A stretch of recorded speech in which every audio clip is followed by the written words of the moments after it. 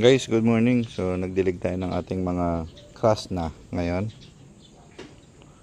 So, itong ating crust na.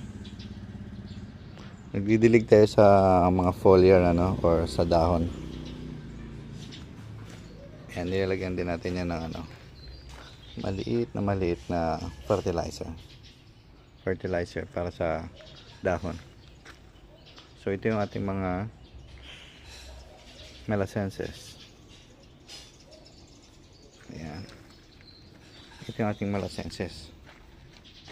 Ng mga baby melasenses. Ayan. Buhay naman siya. Lahat. Ito ulit yung crush na. And then, crush na ulit.